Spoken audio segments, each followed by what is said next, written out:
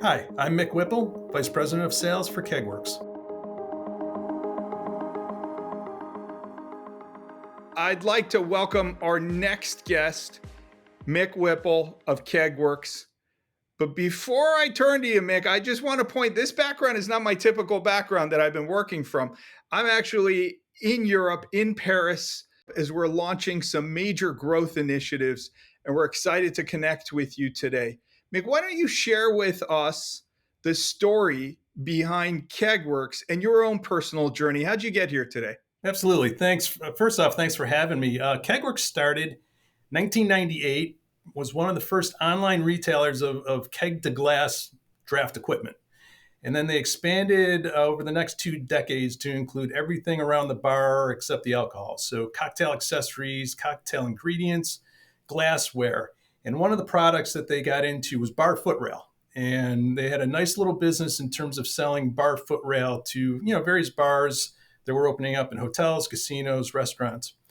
And then 6 years ago, I came on board to sort of understand that bar foot rail business because it was much more of a B2B business, whereas KegWorks grew up in sort of a B2C e-commerce environment. And so I came on 6 years ago to understand the bar foot rail business and see if it was something that we could grow. And that's exactly what we've done over the past 6 years. So you focused first on the bar, and then somewhere along the way you found it's a pretty competitive world out there. Gross margins start to get affected. I'm sure, like everyone, you start to deal with the Amazons, if you will, of the world. What got you focused on the architect and design segment? Great question. I think what got us really focused was we realized that it was a fragmented market, that we were starting to see the ability to serve it in the way of approaching all the metal around a bar. And as I got deeper into it, I realized that what was driving it were the selections of finishes and how it looked. It wasn't necessarily a consumer product so much as it was there was a chance to really serve the A&D community that was specifying this product. And so we started to pivot towards the architectural metal side of things. And somewhere along this path, as you're going through managing the business, you discovered Material Bank. I'd love to hear that story. So we were working on a project, and there was another vendor that was on the project, and we went on their site to see what they did. And one of the things they had was a blog post announcing that they were now on Material Bank. And we had never heard of Material Bank, and we started to do some research. And I realized at the very moment that Material Bank was exactly where we needed to be. Honestly, we were approaching our business from a project up standpoint, meaning we were identifying projects and trying to find out who was in on the project, who was going to be purchasing the metal around that bar. And I realized that was sort of backwards, that really what we needed to do was to approach it top down and really get into the A&D community and figure out how to get specified on these projects. So it was sort of serendipitous that at that very moment, I came across Material Bank, and it struck me as a fantastic partner to have in trying to kind of reimagine how we approach the business. Where did you seek business before Material Bank? Where were you purchasing leads? What type of events did you participate in? Learning a little bit about your growth strategy prior to Material Bank is interesting for us. Sure. So as I said, we used to approach it much more from a project up standpoint. So we were on various databases that had construction data about projects that were in the bid status or were currently, planned to be constructed in the next year or two. And so I have a team of 6 people that, cover the entire country from right here in Buffalo, New York. And we would have them call on these projects and try to figure out and ascertain who exactly is involved in these projects. How do we get to a decision maker with respect to the metal work going around this bar? And honestly, it took a lot of calls to figure out who that person was. And by the time we got to that person, a lot of times they told us the decision had already been made. And so we were spending a lot of time and energy to ultimately either find out that maybe we were spec'd or somebody else was.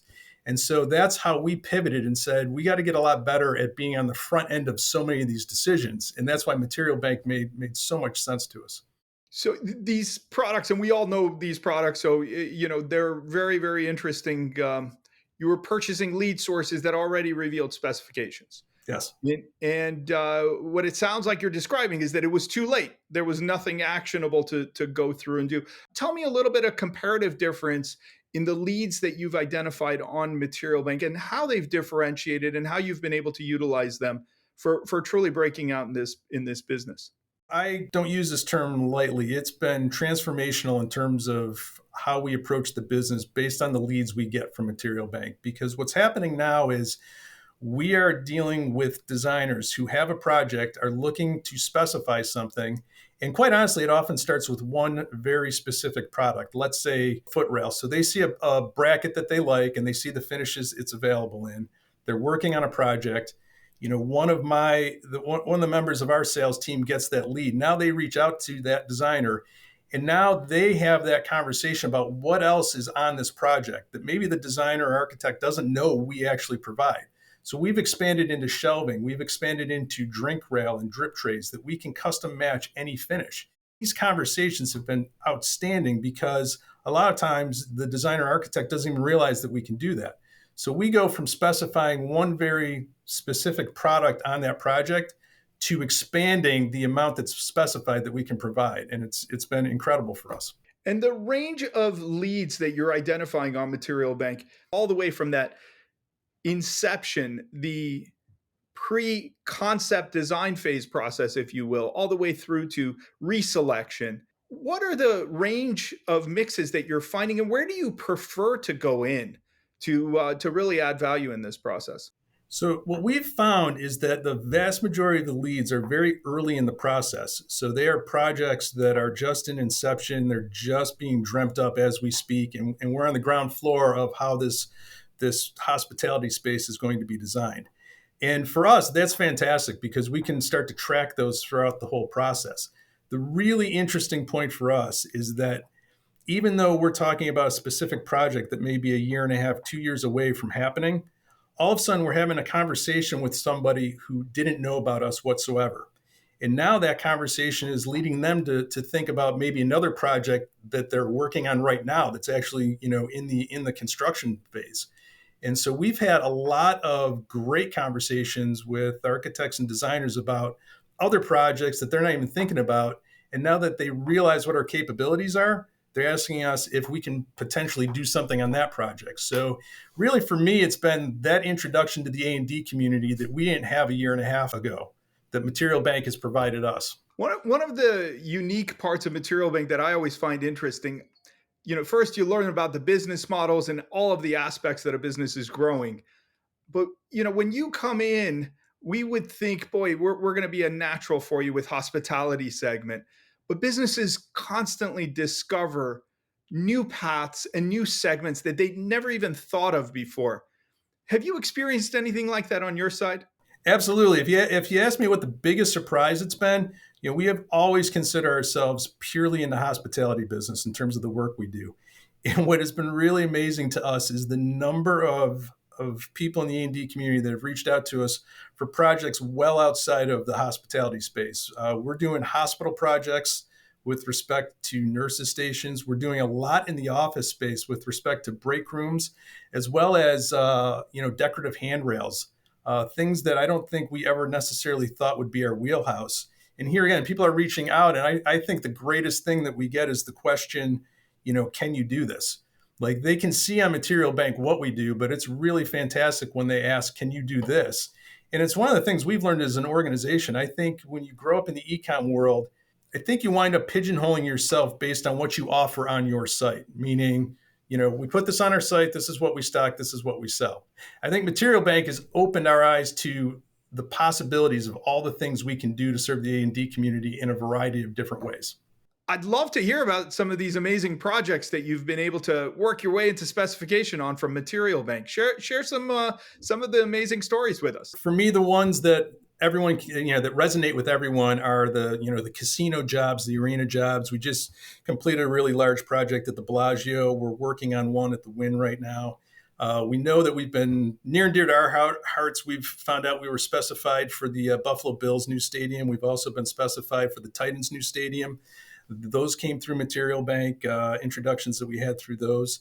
So I think those are the fun projects, ones that everyone knows. They're large projects. They're easy to identify. The ones that are nearest and dearest to my heart are the ones where someone calls us up with something that on the surface nobody can figure out how to do. and we wind up pulling it off. We had a designer call us up, and they had a client building out 4 or 5 different restaurants with a forest theme, and they were looking for footrail brackets made in the shape of a brass squirrel. This is something 2 years ago we would have just said, yeah, there's no way to do it. But we put our best foot forward, and we figured out how to fabricate them and then how to electroplate them in a polished brass finish. And we wound up, selling probably 100 of these squirrel brackets that no one thought could be made. So how would you describe the ROI? Let's go to the business side of this. Your return on investment from your spend on Material Bank. I look at the Material Bank leads. I think there's 3 different returns that we get. One is the pure economic return of the lead, right? So we have a lead, it leads to specification, which leads to a sale. And that ROI is proven, and it's fantastic. For me, there's 2 other things, though, that really matter about those leads. One is those leads are extremely efficient.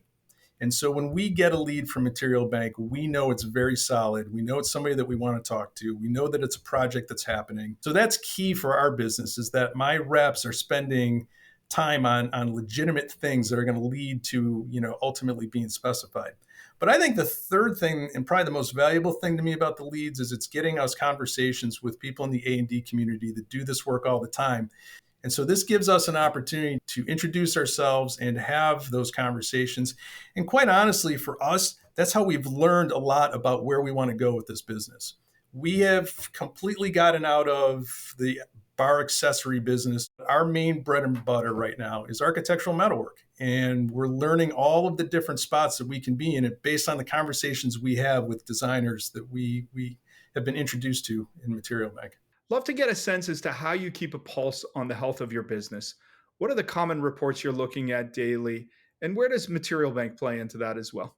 Coming out of kind of an e-commerce sort of background, our funnel used to be very flat, meaning we would find out a project was happening because somebody ordered something or needed it immediately.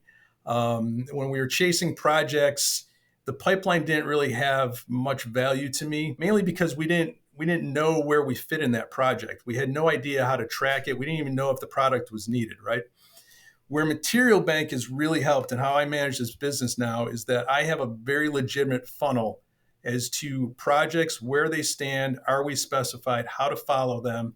And it's really that funnel that I use to figure out the health of the business. I look at that funnel weekly, monthly, quarterly to see how much is going in, how much is coming out, what's the rate of close, what do some of these projects look like.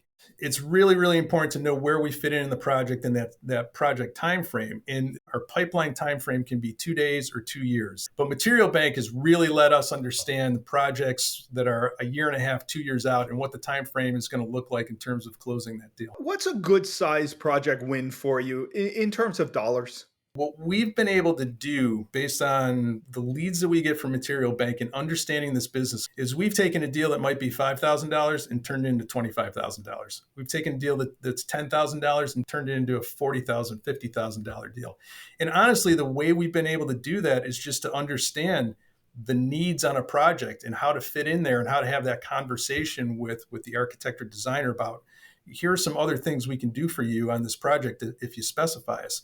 And the feedback we get is they're more than happy to specify us because it's one last thing they have to go find. We're going to have lots of architects, designers watching this video, but we're also going to have other potential brand partners who are looking, maybe a touch skeptical, not sure if they should join Material Bank. What would you say to them? I would say we were probably a touch skeptical ourselves, mainly because we felt as though we were a bit of a niche product. And we didn't know if the appeal of what we did was broad enough to make sense on Material Bank. And what we have found out is it was quite the reverse. Material Bank taught us that we were the ones pigeonholing ourselves in terms of what we could offer. And that the more that we talked to the various people that we were introduced to through the leads from Material Bank, the more ideas we had. It's been our greatest source of inspiration for future product development, to be honest. I think if you're looking solely at the leads, they make sense from an ROI standpoint. But I also think you're selling yourself short if you don't look at those leads as a chance to reimagine who you are and what potentially you can do. On behalf of the entire team at Material Bank, Mick, I want to thank you and your team at KegWorks.